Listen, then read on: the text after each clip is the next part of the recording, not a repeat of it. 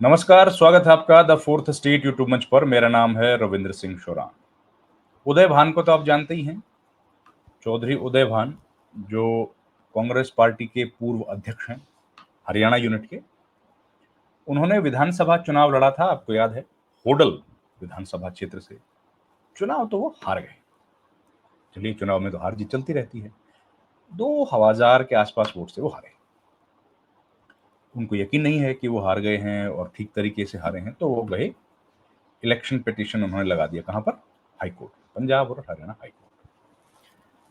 साथ ही वो गए चुनाव आयोग। चुनाव आयोग में उन्होंने एक पिटीशन डाली और कहा कि भाई, हमारी जो मशीनें हैं उनको आप CNV, चेक एंड वेरीफाई करो, चेक एंड वेरिफिकेशन का किया जाना चाहिए। तो हाई कोर्ट ने कहा कि ठीक है, करेंगे, आप फीस माफ कीजिए, चुनाव आयोग ने कहा ठीक है करेंगे, आप फीस दे दीजिए। एक यूनिट की फीस करीब होती है 48,000 रुपए। तो इस लिहाज से उन्होंने करीब 2.5 लाख रुपए, 2,40,000 के आसपास उन्होंने जमा करा दिया। ये सब हो गया महीने भर के भीतर। जब चुनाव के नतीजे आए, अक्टूबर के महीने में चुनाव के नतीजे आ गए थे, 8 अक्टूबर को। अब आ गए नवंबर। नवंबर, एक साल के बाद, 2024 में चुनाव थे, 2025 का नवंबर आ गया, लेकिन चुनाव आयोग ने वो काम नहीं किया। अब बताइए भैया, ये क्यों नहीं किया? तो अब चौधरी उदय भान पहुंच गए कहां? पंजाब और हरियाणा हाई कोर्ट। अब वहां क्यों पहुंचे? वहां यूं पहुंचे, वो कह रहे हैं कि हमने फीस दे दी और हम लोग रिक्वेस्ट कर रहे हैं चुनाव आयोग को कि भैया ये गिनती कर दो, और वो कर ही नहीं रहे। तो आप ऐसा करें हाईकोर्ट जी, हाईकोर्ट, ऑनरेबल हाईकोर्ट, आप ऐसा करें, आपसे रिक्वेस्ट हमारी ये है कि आप इन मशीनों की जो CNV है, चेक एंड वेरिफिकेशन, वो आप इधर ही बुला के कर दीजिए। मशीन इधर ही बुलाइए और आप अपने एक रजिस्ट्रार को रिक्वेस्ट कर दीजिए ताकि वो ये गिनती कर दे। अब ये होता क्या है CNV? असल में चेक एंड वेरिफिकेशन का प्रोसेस जो है वो इलेक्शन कमीशन ने बनाया है सुप्रीम कोर्ट के आदेश के बाद। उसमें एक यूनिट के लिए करीब 48,000 रुपए जमा करने पड़ते हैं एप्लीकेंट को, जो भी चाहता है। और उसमें क्या करते हैं, जो मशीनें हैं उन मशीनों को लाया जाता है, सबको नहीं लाया जाता, 5% से ज्यादा मशीनें आप नहीं कह सकते, उनको लाया जाता है। मशीनें जब लेके आई जाती हैं तो आपके सामने, मतलब कैंडिडेट के सामने, रिस्पॉन्सिबल अथॉरिटी के सामने, जो भी अधिकारी लोग हैं, और जो विरोधी पक्ष के उम्मीदवार जो भी चुनाव जीते हारे उनके सामने, सबको नोटिस जाता है, उनको बुलाया जाता है और की जाती है उनकी चेक एंड वेरिफिकेशन। वो कैसे? जो पुराने वोट पड़े हैं, पुराने वोट पड़े हैं, नियम ये होना चाहिए, जो पुराने वोट पड़े हैं उनको मशीन में चेक करें और उनको VVPAT, voter verified paper audit trail, जो पर्ची निकलती है ना, उसके साथ उनका वेरिफिकेशन करें, सत्यापन करें। ये प्रोसेस को कहते हैं CNV। उसके लिए दिए जाते हैं 48,000 रुपए। अब ये आप अपनी निगरानी में कराएं सुप्रीम हाई कोर्ट जी, ये एप्लीकेशन लगा दी उन्होंने हाई कोर्ट में। अब ये पूरी घटनाक्रम आपको मैं बताता हूं, उसके बाद हम लोग एक एक करके पूरे मामले को सुलझेंगे, समझेंगे। उदय भान जी गए हाई कोर्ट और उन्होंने कह दिया कि भैया ये आप अगर करा सकते हैं, ऐसा हो चुका है। उन्होंने कहा ऐसा पहले हुआ, हाल में हुआ ये कि उदय भान ने अपनी चुनावी याचिका पर सुनवाई के दौरान EVM और वीवीपैट मशीनों की जांच व सत्यापन की प्रक्रिया हाईकोर्ट के रजिस्ट्रार की निगरानी में करने की मांग की। बहस के दौरान कोर्ट को बताया गया कि चुनाव में इस्तेमाल हुई बैलेट यूनिट, देखिए, एक हिस्सा उसका बैलेट यूनिट है, दूसरा कंट्रोल यूनिट है और तीसरा वीवीपैट मशीन की मेमोरी और माइक्रो कंट्रोलर की जांच, ये पूरी यूनिट को बोला जाता है EVM मशीन। सत्यापन हेतु 2.36 लाख रुपए की राशि हम जमा करा चुके हैं जी, लेकिन हुआ नहीं अभी तक। बहस के दौरान जो उदय भान के वकील हैं, उन्होंने दलील दी कि जो जनप्रतिनिधित्व कानून है, पीपल्स रिप्रेजेंटेटिव्स एक्ट, हाईकोर्ट के कुछ नियम है, सुप्रीम कोर्ट के फैसले, वो स्पष्ट करता है कि चुनाव याचिकाएं जो होती हैं उनका निपटारा 6 वर्ष में होना चाहिए। नई बात नहीं है, पुरानी बात है। फिर उदय भान की तरफ से कहा गया कि ईवीएम की मेमोरी और यूज्ड जो बर्न्ड माइक्रो कंट्रोलर की जांच कोर्ट की निगरानी में की जाए। अब उन्होंने एक आशंका जता दी है। उनका कहना है कि जिला चुनाव अधिकारी, अब ये कौन होता है भाई? ये होते हैं डीसी, डिस्ट्रिक्ट इलेक्शन ऑफिसर की जिम्मेदारी उन्हीं के पास होती है।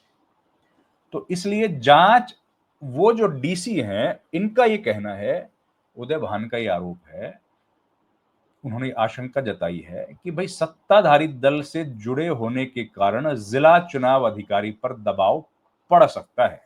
उनको आशंका है, इसलिए जांच अदालत के रजिस्ट्रार की देखरेख में कराई जानी चाहिए। फिर उन्होंने हवाला दिया सुप्रीम कोर्ट में जो हाल ही में हुआ पानीपत के एक पंचायत चुनाव का, जिसमें चुनाव हुआ था और उसके बाद सुप्रीम कोर्ट ने अपनी निगरानी में उस इलेक्ट्रॉनिक वोटिंग मशीन की रिकाउंटिंग कराई और चुनाव के नतीजे बदले। जिसके बाद तो ये नतीजे बदल गए थे, वो आप जानते ही हैं। इसी आधार पर उन्होंने मांग रखी है कि अदालत कक्ष में कुछ ईवीएम पर कांग्रेस के पक्ष में पहले तो आप कराओ ट्रायल वोट, फिर ये पता लगेगा कि वोट कहां जा रहा है, और उसके बाद ये कराइए। तो इस मामले में हाईकोर्ट ने चुनाव आयोग को पक्षकार बनाया जाए या ना बनाया जाए, ये जो आवेदन था, एप्लीकेशन थी, इस पर नोटिस जारी कर दिया है और जवाब दाखिल करने का निर्देश दे दिया है।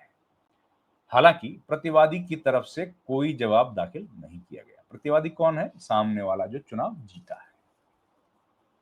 अब हाईकोर्ट के जज हैं जस्टिस सुवीर सहगल, जो इस याचिका को सुन रहे हैं। उन्होंने चुनाव आयोग और अन्य प्रतिवादी पक्ष को इस मामले में 16 जनवरी तक जवाब दायर करने का समय दे दिया है, आदेश दिया है, और मामले की सुनवाई अब उसके बाद की जाएगी। हरियाणा कांग्रेस के पूर्व अध्यक्ष व होडल विधानसभा सीट से उम्मीदवार रहे उदय भान ने होडल में भाजपा के विधायक हरिंदर सिंह की जीत को पहले ही चुनौती दे रखी है। अब ये पूरी है कहानी। अब इलेक्शन कमीशन को इसमें एक पार्टी बनाया जाए, इसका क्या मतलब?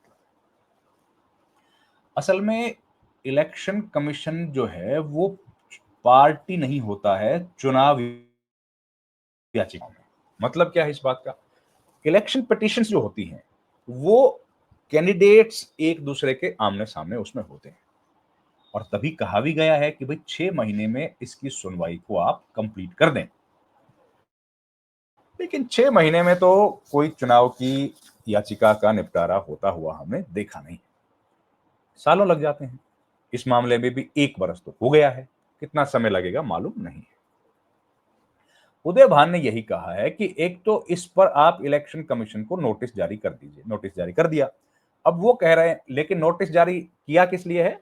कि उनको पार्टी बनाया जाए या नहीं बनाया जाए, इस मामले को लेकर नोटिस भेजा गया है। पार्टी अभी बना नहीं है चुनाव आयोग। अगर नोटिस एक्सेप्ट होने के बाद बहस होगी और उनकी बातों को स्वीकार कर लेगा तो चुनाव आयोग इस मामले में पक्षकार बन सकता है, और अगर पक्षकार बनेगा तो हो सकता है इलेक्ट हाई कोर्ट ये कहे कि आप यहां पर इसकी सी&वी कराइए। अभी तक कुछ नहीं है ऐसा। तो ये मामला अब तूल पकड़ता हुआ दिख रहा है।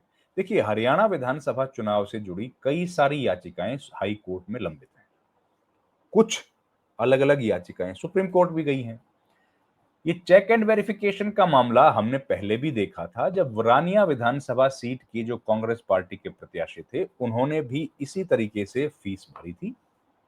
फीस भरने के बाद जब चेक एंड वेरिफिकेशन के लिए जिला निर्वाचन अधिकारी ने उनके सामने कहा कि हम लोग सारी यूनिट, जो बैलेट यूनिट है, उसके भीतर जितने भी डेटा है, पुराना डेटा, जो वोट पड़ गए थे, उनको डिलीट करेंगे, नए सिरे से मॉक पोल किया जाएगा, और उसके बाद जो पर्ची निकलेगी उसके साथ हम लोग कर देंगे वीवीपैट और वोटिंग मशीन का मिलान, उस सत्यापन हम लोग कर दें। तब कांग्रेस के जो प्रत्याशी थे उन्होंने मना कर दिया था कि ये काम आप मत कीजिए, आप इसको बंद कर दीजिए। होना क्या चाहिए जिसके लिए फीस भरी जाती है कि जो वोट पड़े थे उनका सी&वी करो, उसका चेक करो, उसका वेरिफिकेशन करो। हो क्या रहा है? मशीन के भीतर जो वोट हैं उनको डिलीट करेंगे, नए सिरे से मॉक पोल करेंगे, आपके सामने करेंगे, और उसका फिर वीवीपैट में से जो पर्ची निकलेगी आप मिलान करा लो, खुश हो जाओ। अब आप बताइए, इस काम के लिए तो कोई फीस नहीं देगा ना, पर ये है, चुनाव आयोग ने ऐसा किया। अब चुनाव आयोग क्या जवाब देगा भाई, वो तो चुनाव आयोग जब बताएगा तब हम लोग आपके सामने लेकर हाजिर होंगे। इस वीडियो में इतना ही। आपसे रिक्वेस्ट है, हमारे चैनल को आप प्लीज ज्वाइन कीजिए, जिससे हमें थोड़ी आर्थिक सहायता मिले। रिक्वेस्ट ये भी है कि हमारे चैनल को आप लाइक, शेयर और सब्सक्राइब भी कीजिए। आपका बहुत बहुत धन्यवाद। Thank you very much.